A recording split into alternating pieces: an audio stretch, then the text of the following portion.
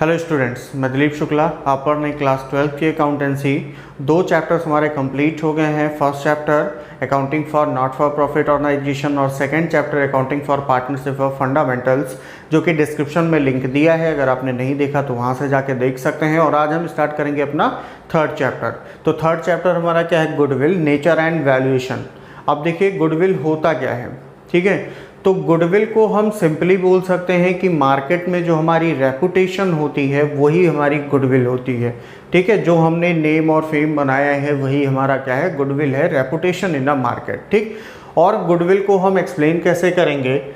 Goodwill is an intangible asset which places an enterprise at an advantageous position due to which the enterprise is able to earn higher profits without extra efforts.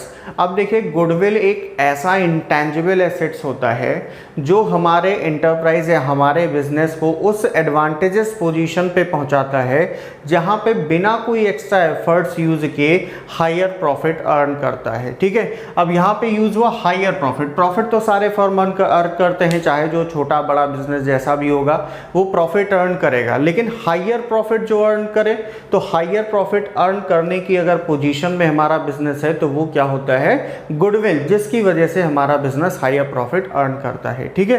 अब देखिए goodwill का nature क्या है? तो goodwill हमारा एक क्या होता है? इंटेंजिबल एसेट्स होता है, वैल्यूएबल इंटेंजिबल एसेट्स है जिसकी वैल्यू होती है मनी के टर्म में, ठीक है। और यहाँ पे इनटैंजिबल एसेट्स हमारा डेप्रीशिएट नहीं होता, क्योंकि बाकी जो हमारे टैंजिबल एसेट्स हैं वो डेप्रीशिएट होते हैं, जैसे जैसे हम यूज़ करते जाते हैं डेप्रीशिएट होते हैं। यहाँ पे जितने भी हमारे इनटैंजिबल एसेट्स होते हैं, ठीक है, जैसे हमारा पेटेंट है, ट्रेडमार्क है, ठीक है, उन सब की वैल्यू एमोर्टाइज होती है, उनकी वैल्यू भी उनके यूजफुल लाइफ के अकॉर्डिंग एमोर्टाइज होती है। उसी तरीके से गुडविल की वैल्यू भी हमारे एमोर्टाइज होती है, ठीक है। तो अब गुडविल ये बनता कैसे? भाई गुडविल है क्या? तो गुडविल तो आपने समझ लिया कि रेपुटेशन इन द मार्केट। तो ये आया कहाँ से? ये एग्जिस्टेंस में आता कैसे है? कैसे बनती है हमारी रेपुटेशन, ठीक है।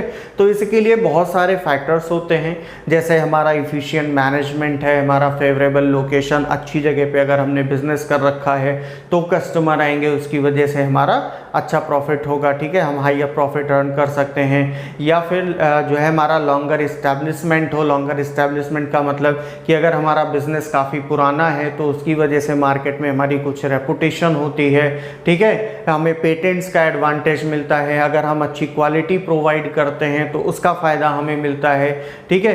पास्ट परफॉर्मेंस हमारा कैसा है वो डिपेंड करता है, हम आफ्टर सेल सर्विसेज कैसा देते हैं, ठीक है, और कस्टमर्स के साथ हमारा रिलेशनशिप कैसा है वो डिपेंड करता है गुडविल के एग्जिस्टेंस में आने का, ठीक है।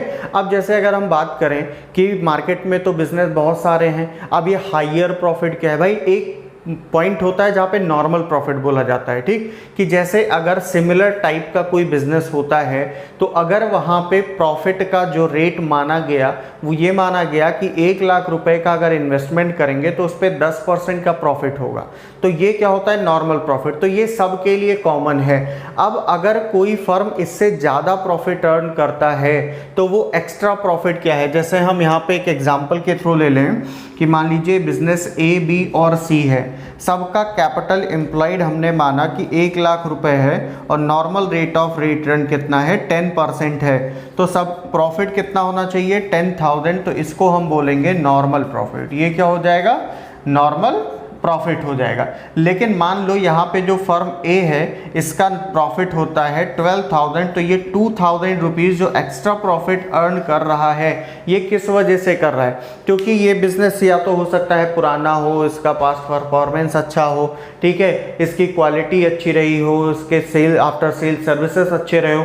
तो जो एक्स्ट्रा प्रॉफिट अर्न करने का होता है, ठीक है, जिस पोजीशन पे पहुंच जाए बिजनेस की वहाँ पे एक्स्ट्रा प्रॉफिट उसका होने लगे, हायर प्रॉफिट होने लगे, नॉर्मल प्रॉफिट से ज़्यादा जिसका प्रॉफिट हो, ऐसे पोजीशन पे सिर्फ गुडविल की वजह से ही पहुंचा जा सकता है, ठीक है। तो अब हम बात करते हैं कि हमारा गुडविल होता कितने टाइप्स का है। भाई तो गुडविल हमारा 2 तरीके का होता है, एक होता है परचेज गुडविल और दूसरा होता है सेल्फ जनरेटेड गुडविल। अब भाई ये दोनों कौन सी चीज़ें हैं? परचेज गुडविल और सेल्फ जनरेटेड गुडविल क्या है? भाई परचेज गुडविल वो गुडविल है जिसके लिए हमने कुछ पेमेंट किया है, हमने कोई पैसा पे किया है, उसको हम बोलते हैं परचेज्ड गुडविल, ठीक है। दूसरा, हमारा जो सेल्फ जनरेटेड गुडविल है वो हमने अपनी मेहनत से अपने बिजनेस का जो रेपुटेशन बनाया है उसको हम क्या बोलते हैं, सेल्फ जनरेटेड गुडविल बोलते हैं, ठीक है। और as per accounting standard 26 intangible assets, ठीक है, हम किसी भी गुडविल को तभी अकाउंट्स की बुक में रिकॉर्ड कर सकते हैं जब उसके लिए हमने कोई कंसिडरेशन पे किया हो, मतलब हमने उसके लिए पैसा पे किया हो। तो जो हमारा परचेज गुडविल है इसके लिए हमने पैसा पे किया है, इसलिए हमारा क्या होगा, अकाउंट्स की बुक में रिकॉर्ड होगा। अगर आपको कहीं क्वेश्चन में बैलेंस शीट में गुडविल मिल जाए तो वो गुडविल कौन सा होता है, परचेज गुडविल, जो हमने गुडविल खरीदा है पैसा दे के, ठीक है। और सेल्फ जनरेटेड गुडविल क्या है कि जो हमने अपने एफर्ट्स को यूज करके जो अपना रेपुटेशन मार्केट में बनाया है वो सेल्फ जनरेटेड गुडविल होता है। इसे हम अकाउंट की बुक में रिकॉर्ड नहीं करते हैं। इसका यूज सिर्फ तभी हो सकता है जब हमारे पार्टनरशिप में कोई चेंजेस हो रहा हो, ठीक है। चेंजेस का मतलब कि रेशियो चेंज हो रहा हो, कोई नया पार्टनर एडमिट हो रहा हो, कोई पार्टनर रिटायर हो रहा हो या डेथ हो रहा हो किसी पार्टनर का, ठीक है, या हमने अपने बिजनेस को सेल कर दिया हो, फर्म को सेल किया हो as a going concern. Going concern मतलब कि बिजनेस हमारा चल रहा है और आगे भी चलेगा और हमने उसको बेच दिया, तो इस कंडीशन पे हमें गुडविल का वैल्यूएशन करना होता है, ठीक है। अब यहाँ पे सेल्फ जनरेटेड गुडविल का यूज तभी होगा तब हम अपने सेल्फ जनरेटेड गुडविल की वैल्यू को डिटरमाइन करेंगे या दो से ज़्यादा फर्म एक साथ अमलगमेट हो जाएं, एक में मिल जाएं। वही हमने लिखा नीड फॉर वैल्यूइंग गुडविल, की गुडविल को वैल्यूएशन करने की ज़रूरत क्यों है, तो ज़रूरत वही है, change in profit sharing ratio, admission of a partner, retirement और death of a partner, partnership firm is sold as a going concern और अमलगमेशन ऑफ 2 और मोर फर्म, 2 या 2 से ज़्यादा फर्म मिल जाएं, तभी हमें ज़रूरत होती है गुडविल के वैल्यूएशन की। फाइनली आपको समझ में आ गया होगा कि गुडविल क्या होता है। गुडविल क्या है, मार्केट में जो हमारी रेपुटेशन होती है, आपके आसपास कोई भी बिजनेस है तो आप देख लीजिए, कोई भी चीज़ आप खरीदने जाते हैं ना तो कहीं एक स्पेसिफिक दुकान होगी कि हाँ भाई वहाँ पे चीज़ें अच्छी मिलती हैं, वहाँ से हमको सामान खरीदना है, ठीक है। तो वो क्या है, उसकी रेपुटेशन है, गुडविल है, जिसकी वजह से हम वहाँ पे जाते हैं और हमारे जाने की वजह से उसका प्रॉफिट होता है और उसके यहाँ ज़्यादा कस्टमर जाते हैं उसी क्वालिटी की वजह से, क्योंकि उसके यहाँ अच्छी क्वालिटी के सामान मिलते हैं, उसका बिहेवियर अच्छा है, बहुत सारी चीज़ें हैं उसके अंदर क्वालिटी, जिसकी वजह से उसके यहाँ लोग ज़्यादा जाते हैं। तो ये किस वजह से, क्योंकि उसकी मार्केट में रेपुटेशन है, जिसको हम क्या बोलते हैं, गुडविल। फाइनली अब हम बात करते हैं कि गुडविल का वैल्यूएशन कैसे होगा। तो गुडविल का वैल्यूएशन 3 टाइप से होता है। एक होता है एवरेज प्रॉफिट मेथड, दूसरा होता है सुपर प्रॉफिट मेथड और तीसरा होता है हमारा कैपिटलाइजेशन मेथड। आज हम बात करेंगे सिर्फ किसकी, एवरेज प्रॉफिट मेथड की, जिसमें हमारे 2 पॉइंट्स आते हैं। एवरेज प्रॉफिट मेथड में 2 मेथड है, एक है हमारा सिंपल एवरेज प्रॉफिट मेथड और दूसरा है वेटेड एवरेज प्रॉफिट मेथड। और आज हम इसी के क्वेश्चंस को भी सॉल्व करेंगे। बाकी ये सुपर प्रॉफिट और कैपिटलाइजेशन मेथड, ये दोनों हम नेक्स्ट वीडियो में देखेंगे। तो यहाँ पे हम बात करते हैं सबसे पहले अगर एवरेज प्रॉफिट मेथड की, तो एवरेज प्रॉफिट मेथड का फॉर्मूला क्या होता है, कैसे हम इसमें गुडविल का वैल्यूएशन करते हैं। तो सबसे पहला काम होता है हमें एवरेज प्रॉफिट डिटरमाइन करना होता है और एवरेज प्रॉफिट डिटरमाइन करने के लिए सम ऑफ प्रॉफिट, जो भी प्रॉफिट्स हमको दिए गए हैं उन प्रॉफिट्स का टोटल करेंगे और जितने ईयर का प्रॉफिट दिया है वो नंबर ऑफ ईयर से क्या करेंगे, उसको डिवाइड करेंगे।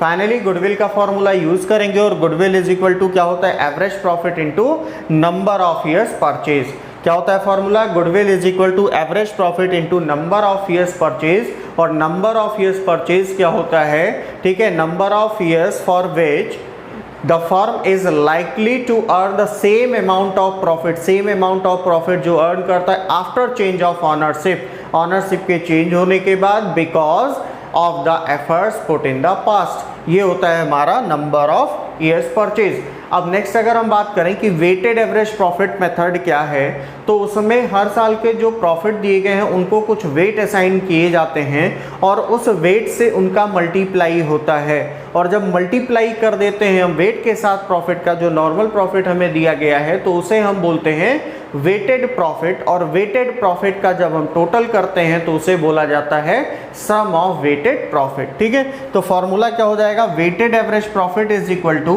सम of weighted profit upon sum of weight, weight के टोटल से हम डिवाइड कर देंगे। फिर इसके बाद गुडविल का फॉर्मूला क्या हो जाएगा, weighted average profit into number of years purchase. बहुत सिंपल सा फॉर्मूला है कि इसमें कैसे हमें गुडविल निकालना है। गुडविल में के लिए हमको जो वेटेड एवरेज प्रॉफिट दिया होगा या एवरेज प्रॉफिट है, उसमें नंबर ऑफ ईयर्स परचेज से हमें मल्टीप्लाई करना है, हमारा गुडविल फाइंड हो जाएगा। अब देखिए यहाँ पे बात आती है कि जो प्रॉफिट है, कौन सा प्रॉफिट होता है, ये नॉर्मल प्रॉफिट होता है और इसका कैलकुलेशन कैसे होता है, क्योंकि कभी कभी क्या है डायरेक्ट दिया है और कभी कभी कुछ एडजस्टमेंट से दिए हैं। तो अगर एडजस्टमेंट दिया है तो उसका कैलकुलेशन हम कैसे करेंगे, यहाँ पे दिया है कैलकुलेशन ऑफ नॉर्मल प्रॉफिट, कैसे कैलकुलेट होगा नॉर्मल प्रॉफिट। तो सबसे पहला काम यहाँ पे प्रॉफिट और लॉस ऑफ पास्ट ईयर्स, जो भी पिछले साल का हमको प्रॉफिट दे रखा है, हर साल का हम अलग अलग कैलकुलेट करेंगे।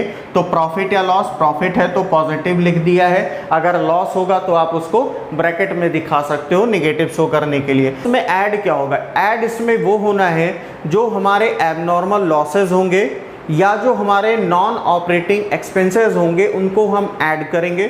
जैसे हमारा एबनॉर्मल लॉस का मतलब loss by fire, loss by earthquake, ठीक है, लॉस बाय नेचुरल डिजास्टर कोई भी हो, ठीक है, लॉस बाय थेफ्ट, वो सारे इसमें आते हैं। Loss of sale of fixed assets, कोई भी फिक्स्ड एसेट्स अगर हमने सेल किया और उस पर लॉस हुआ तो उसे हम ऐड करेंगे। Over valuation of opening stock, अगर ओवर वैल्यूएशन हो गया है तो उसे जोड़ेंगे, ओपनिंग स्टॉक का ओवर वैल्यूएशन। और अगर अंडर वैल्यूएशन है किसका, क्लोजिंग स्टॉक का, तो उसे भी जोड़ा जाएगा। एक बात ध्यान रखिएगा, ओपनिंग क्लोजिंग, ठीक है, इसमें कंफ्यूजन होता है। अगर इस साल ओवर वैल्यूएशन दिखा रहा है ओपनिंग स्टॉक का तो नेक्स्ट ईयर ही क्या दिखाएगा, अंडर वैल्यूएशन दिखाएगा, क्योंकि अगर इस साल हमने ज़्यादा लिखा है तो अगले साल हम क्या करेंगे, कम दिखाएंगे। ये बात हमेशा ध्यान रखिएगा। Under valuation of closing stock. Non recurring expenses, कोई नॉन रिकरिंग एक्सपेंस हो मतलब जो फ्यूचर में एक्सपेक्ट नहीं है कि वो एक्सपेंस होना ही है, ठीक है। Capital expenditure, charge as revenue expenditure, कोई कैपिटल एक्सपेंडिचर और हमने उसे गलती से रेवेन्यू एक्सपेंडिचर लिख दिया। जैसे हमने क्या किया, खरीदा मशीनरी और उसको दिखा दिया हमने गुड्स के परचेज में, तो गुड्स हमारा रेवेन्यू एक्सपेंडिचर है और मशीनरी को खरीदना वो कैपिटल एक्सपेंडिचर है।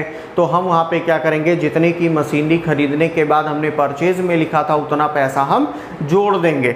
फिर इसके बाद लेस क्या होता है, इसमें से एबनॉर्मल गेन्स, कोई एबनॉर्मल गेन हो गया, अचानक कोई फ़ायदा हो गया, ठीक है, इंश्योरेंस क्लेम वगैरह मिल गया, वो सब आएगा इसमें। Over valuation of closing stock और under valuation of opening stock less होगा।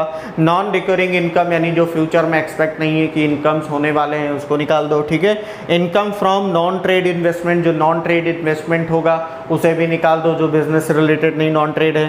पार्टनर्स रेम्यूनरेशन, अगर पार्टनर को कोई रेम्यूनरेशन अलाउ करना है, अगर अलाउ करना है तो उसे भी माइनस करना होगा। और अगर एनी अदर फ्यूचर एक्सपेंसेस, कोई फ्यूचर के एक्सपेंसेस होंगे, जैसे मान लो इंश्योरेंस प्रीमियम वगैरह का एक्सपेंस है जो हमने नहीं लिखा है, तो उसे भी हमें यहाँ पे माइनस करना होगा। फाइनली जो रिजल्ट मिलेगा वो क्या मिलेगा हमें, नॉर्मल प्रॉफिट। अब नॉर्मल प्रॉफिट आ गया भाई, अब इसी पे आप हम कैलकुलेट कर लेंगे।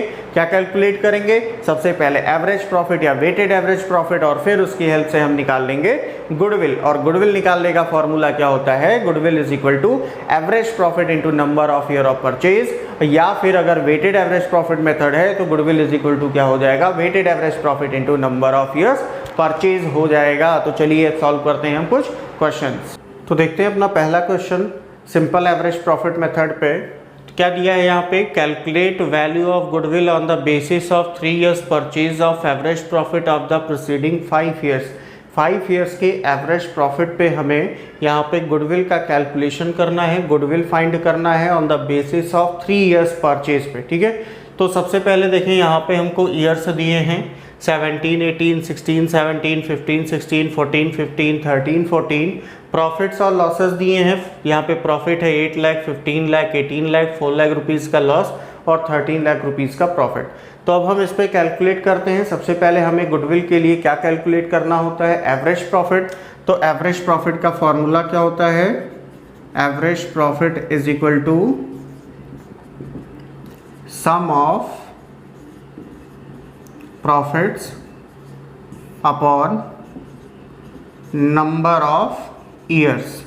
अब देखो सम ऑफ प्रॉफिट्स, जितने भी प्रॉफिट दिए प्लस अगर एक साल का यहाँ पे लॉस आपको दिख रहा है, इसको क्या करेंगे, माइनस कर लेंगे।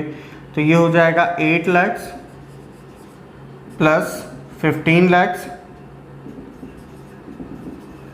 प्लस 18 लाख, लॉस दिख रहा है तो माइनस हो जाएगा 4 लाख और प्लस 13 लाख का प्रॉफिट है 13 लाख। ठीक है, तो अब ये कितना हो जाएगा, डिवाइड बाई कितना कर देंगे, नंबर ऑफ ईयर कितना है 1 2 3 4 5, 5 से डिवाइड हो जाएगा इज इक्वल टू, अब ये कितना आ जाएगा, इसको प्लस कर ले अगर हम, तो प्लस करेंगे तो 8 और 15 23, 23 और 8 कितना हो जाएगा 31 और 10 41 और 13 41 और 13 54 माइनस 4 लैक्स 50 लैक्स, कितना आ जाएगा 50 लाख रुपीज़ आ जाएगा और divide by 5, number of year 5 है, इसको सॉल्व करेंगे तो कितना आएगा 10 लाख रुपीज़ का एवरेज प्रॉफिट आएगा। तो गुडविल इज इक्वल टू क्या हो जाएगा यहाँ पे, goodwill is equal to average profit into number of years purchase. तो यहाँ पे देखिए एवरेज प्रॉफिट कितना आया 10 लाख रुपीज़ आया है और into number of years purchase कितना दिया 3 ईयर परचेज दिया है, 3 से मल्टीप्लाई कर देंगे तो ये कितना आ जाएगा 30 लाख रुपीज़ क्या आ जाएगा गुडविल। ये हो गया पहला क्वेश्चन, सिंपल था। ठीक है, अब इसके बाद हम एक क्वेश्चन सॉल्व करते हैं जिसमें कुछ एडजस्टमेंट्स दिए होंगे जो नॉर्मल प्रॉफिट हमें कैलकुलेट करना था, उस पर हम देखते हैं क्वेश्चन क्या होगा। नेक्स्ट क्वेश्चन है X and Y are partners in a firm. They admit Z into partnership for equal share. It was agreed that goodwill will be valued at 3 years purchase of average profit of last 5 years. Profits for the last 5 years were, profit दे रखा है 31 मार्च 2014 को 90,000 का loss, year ended 31 March 2015 को 1,60,000 profit, 31 March 2016 को 1,50,000 profit, 31 मार्च 2017 को 65,000 profit, 31 मार्च 2018 को 1,77,000 profit. अब कुछ एडजस्टमेंट दिए हैं। Books of account of the firm revealed that first the firm had gain of rupees 50,000 from sale of machinery sold in the year ended 31st March 2015. The gain was credited in profit and loss account. There was an abnormal loss of rupees 20,000 incurred in the year ended 31st March 2016 because of a machine becoming obsolete in accident. Third, overhauling cost of second-hand machinery purchased on 1st July 2016 amounting to rupees 1 lakh was debited to repair account. Depreciation is charged at 20% per annum on written down value method. Calculate the value of goodwill. अब यहाँ पे बाकी चीज़ें तो simple हैं, लेकिन ये जो 3 एडजस्टमेंट दिए हैं इसका क्या काम है। तो पहला जो एडजस्टमेंट दिया है कि 50,000 रुपीज़ का प्रॉफिट हुआ है सेल ऑफ मशीनरी, तो यहाँ पे ये क्या है कि जो गेन होता है, gain on sale of fixed assets, वो माइनस किया जाता है, जो भी ईयर का प्रॉफिट दिया उससे माइनस होगा। ठीक है, 2015 31 मार्च को। फिर दिया there was an abnormal loss of 20,000 incurred in the year ended 31 March 2016। तो 31 मार्च 2016 में ये क्या होगा कि एबनॉर्मल लॉस है, और एबनॉर्मल लॉस को हमने बताया था कि ऐड हो जाता है। अगर कोई एबनॉर्मल लॉस है या नॉन ऑपरेटिंग एक्सपेंस है तो उसे हम ऐड कर लेते हैं। ठीक है, और अगर कोई नॉन ऑपरेटिंग इनकम या एबनॉर्मल गेन है तो उसे माइनस कर देते हैं। फिर इसके बाद क्या दिया, overhauling cost of second hand machinery purchase on 1 July 2016। 1 July 2016 को खरीदा है तो ये ईयर एंडेड 31 मार्च 2017 में आएगा।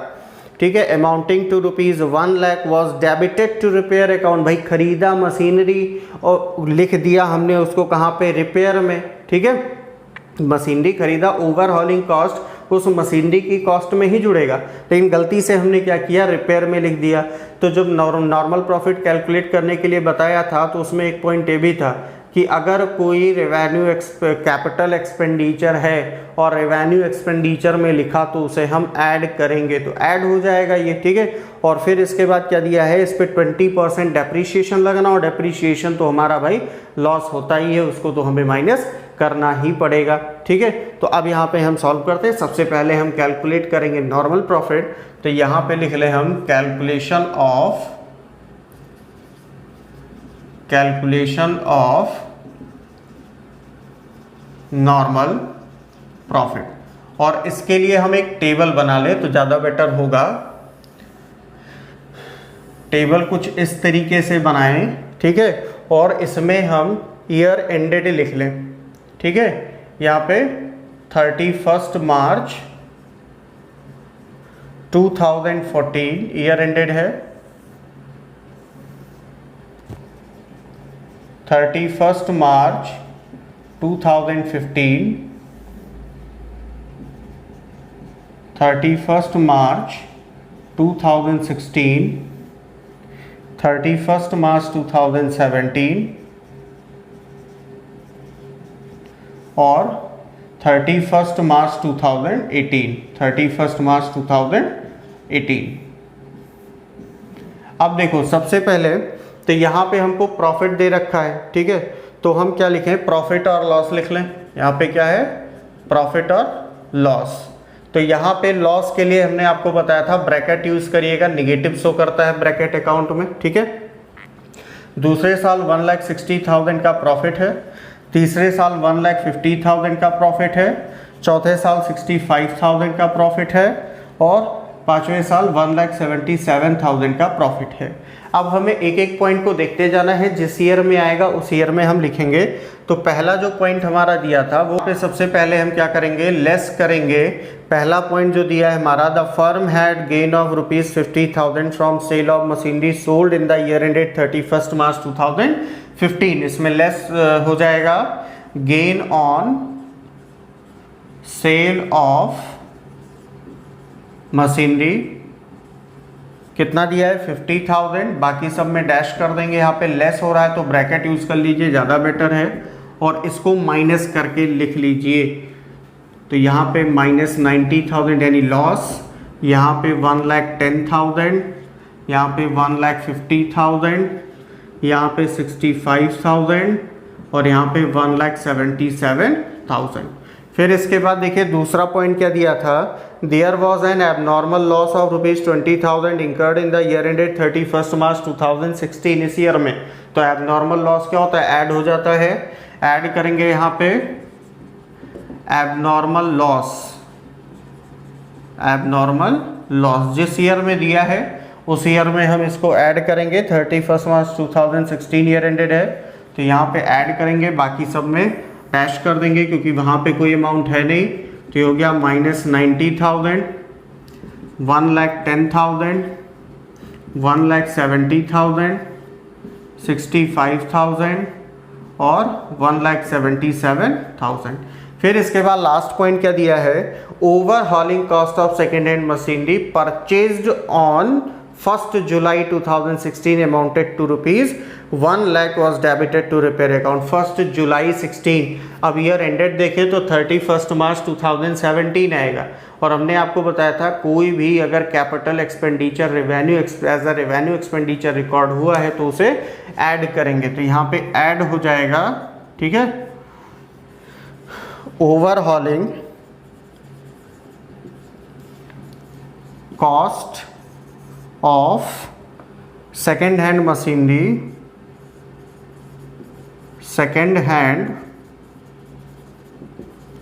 Machinery, debited to repair account. तो यहाँ पे हम क्या करेंगे, प्लस कर लेंगे, 1 लाख रुपीस है। और एक चीज़ ध्यान रखिएगा, फिर इसके बाद जो इसका डेप्रीशिएशन है वो माइनस भी करना होगा, क्योंकि अगर डेप्रीशिएशन लगता तो प्रॉफिट कम हो जाता है। तो यहाँ पे डेप्रीशिएशन हमें दिखाना पड़ेगा। डेप्रीशिएशन दिखाएंगे, पहले इसका टोटल कर लें हम, तो यहाँ पे लेस हो जाएगा डेप्रीशिएशन। अब देखिए डेप्रीशिएशन जो लेस होगा वो किस ईयर में लेस होगा, जिस ईयर में एक्सपेंस हुआ होगा। ठीक है, तो अब यहाँ पे एक्सपेंस किस ईयर में हुआ था, खरीदा कहाँ पे था, 1 जुलाई को। तो अब ईयर एंडेड कौन सा आ रहा है, 17। अच्छा, खरीदा हमने कितने का, 1 लाख रुपीज़ का, और रेट ऑफ डेप्रीशिएशन 20% है। कितना है, 20%।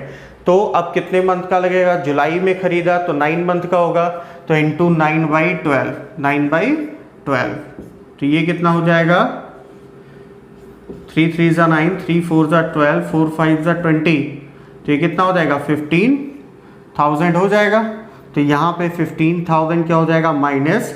और देखिए, जब रिटर्न डाउन वैल्यू मेथड बोला है तो अगले साल भी तो डेप्रीशिएशन लगेगा, तो नेक्स्ट ईयर डेप्रीशिएशन हमें लगाना है। तो नेक्स्ट ईयर जो डेप्रीशिएशन लगेगा वो 85,000 पे लगेगा। क्यों, क्योंकि रिटर्न डाउन वैल्यू मेथड बोला है। पहले 1 लाख रुपीज़ पे 15,000 डेप्रीशिएशन लगा, तो अब मशीनरी की कॉस्ट कितनी है, 85,000 डेप्रीशिएशन लेस करके। तो जितनी कॉस्ट अब बची है उस पर डेप्रीशिएशन लगेगा। तो 85,000 इंटू 20/100, तो ये कितना हो जाएगा यहाँ पे, 17,000। दूसरे साल कितना आ जाएगा, 17,000 आ जाएगा। ठीक है, तो अब हम क्या करेंगे, इसका टोटल कर लेंगे और हमें अब मिल गया क्या, नॉर्मल प्रॉफिट। ये हो गया हमारा नॉर्मल प्रॉफिट। ठीक है, ये हो गया पहले साल प्रॉफिट और लॉस। तो 90,000 का लॉस, दूसरे साल 1,10,000 का प्रॉफिट, तीसरे साल 1,70,000 का प्रॉफिट, चौथे साल 1,50,000 का प्रॉफिट। ठीक है, और पाँचवें साल 1,60,000 का प्रॉफिट। अब यहाँ पे हमें क्या करना है, फॉर्मूला यूज़ कर लेना है और उसके बेसिस पे हम कैलकुलेट कर लेंगे कि कितना हमारा गुडविल है। तो सबसे पहले यहाँ पे क्या फाइंड करेंगे, एवरेज प्रॉफिट। एवरेज प्रॉफिट, तो average profit is equal to क्या होता है, sum of profit upon number of years, upon number of years. तो सम ऑफ प्रॉफिट्स, भाई 90,000 लॉस है, ठीक, माइनस में होगा, बाकी सबको जोड़ ले। तो 1,10,000 प्लस 1,70,000, ये हो जाएगा हमारा 2,80,000, और 1,50,000 प्लस 1,60,000, 3,10,000। ये टोटल कितना हो गया हमारा, 5,90,000, और 90,000 का लॉस माइनस हो गया, कितना बचेगा, 5 लाख रुपीज़ बचेगा। तो 5 लाख और divide by number of years कितना है, कितने ईयर का दिया, 1 2 3 4 5 ईयर का दिया है। 5 से डिवाइड हो जाएगा, इज इक्वल टू, ये कितना आ जाएगा, 1 लाख रुपीज़। अब गुडविल इज इक्वल टू क्या हो जाएगा, गुडविल हमको 3 ईयर के परचेज पर दिया था, तो 1 lakh into 3 is equal to ₹3 lakh हो जाएगा ये गुडविल। ठीक है, तो ये हमारा एडजस्टमेंट के साथ भी हो गया। अब हम देखते हैं वेटेड एवरेज प्रॉफिट कैसे होगा। और अगर उसमें भी मान लीजिए कि उसमें भी कुछ एडजस्टमेंट दिया है, तो जब हम वेटेड प्रॉफिट निकालना है उससे पहले हम नॉर्मल प्रॉफिट इसी तरीके से कैलकुलेट करेंगे। जब नॉर्मल प्रॉफिट आ जाएगा फिर हम वेट लिख के वहाँ पे सॉल्व करेंगे। तो देखते हैं वेटेड एवरेज प्रॉफिट का क्वेश्चन कैसे होगा। वेटेड एवरेज प्रॉफिट का क्वेश्चन देखिएगा, दिया है A and B are partners sharing profits and losses in the ratio of 5:3 on 1st April 2018. C is admitted to the partnership for 1/4 share of profits. For this purpose, goodwill is to be valued at 2 years purchase of last 3 years profits. For after allowing partners remuneration, profit to be adjusted 1:2:3, the greatest weight being given to last year। जो wait होगा, जो greatest wait यानी 3 है वो आखिरी साल होगा, मतलब कि जो 1 दिया है वेट वो पहले साल, 2 सेकेंड ईयर और 3 थर्ड ईयर में होगा। ठीक है, the net profit before partners remuneration were 2015-16 ₹2,16,17 ₹2,30,000 17-18 ₹2,50,000। The remuneration of the partners is estimated to be ₹90,000 per annum. Calculate amount of goodwill। तो अब यहाँ पे देखिए, यहाँ भी थोड़ा सा एडजस्टमेंट आ गया। एडजस्टमेंट में यहाँ रेमुनरेशन दिया, और जब हमने नॉर्मल प्रॉफिट के कैलकुलेशन के लिए बताया था तो वहाँ पे आपको बताया था कि नॉर्मल प्रॉफिट कैसे कैलकुलेट करना। वहाँ पे रेमुनरेशन ऑफ पार्टनर अगर दिया है तो उसे माइनस करना था, तो यहाँ पे भी माइनस करके लिखेंगे। तो सबसे पहले हम यहाँ पे एक बना ले टेबल, जहाँ पे हम लिख लेंगे ईयर, ठीक है। दूसरा हो जाएगा हमारा प्रॉफिट्स, ठीक। तीसरा हो जाएगा अगर कोई एडजस्टमेंट है तो वो एडजस्टमेंट हम लिख लेंगे, ठीक। और चौथा हम लिख लेंगे यहाँ पे नॉर्मल प्रॉफिट। क्या आ जाएगा हमारा? नॉर्मल प्रॉफिट आएगा। अब नॉर्मल प्रॉफिट आ गया तो यहाँ पे वेट लिख लेंगे, ठीक है। और वेट के बाद यहाँ पे हम लिखेंगे प्रोडक्ट, ठीक। या हम इसको प्रोडक्ट की जगह पे क्या लिख सकते हैं? Weighted profit. क्या हो जाएगा? Weighted profit. अब देखिए इसमें कैसे लिखना है हमको। अब यहाँ पे एक एडजस्टमेंट दिया था तो हमने इस तरीके से एक बार लिख लिया, कॉलम बना लिया। लेकिन अगर आपको एक से ज़्यादा दिया हो तो इसके पहले का जो क्वेश्चन सॉल्व किया था हमने सिंपल वाला, सिंपल एवरेज प्रॉफिट का, उस तरीके से पहले नॉर्मल प्रॉफिट लिख लो, तब यहाँ पे आप ईयर, नॉर्मल प्रॉफिट, वेट और वेटेड प्रॉफिट लिखना, ठीक है। तो यहाँ पे देखते हैं सबसे पहले ईयर कौन सा दिया है? 2015-16। यहाँ पे प्रॉफिट दिया है 2 लाख रुपीज़, ठीक। फिर इसके बाद 2016-17 यहाँ पे प्रॉफिट आपको दे रखा है 2,30,000।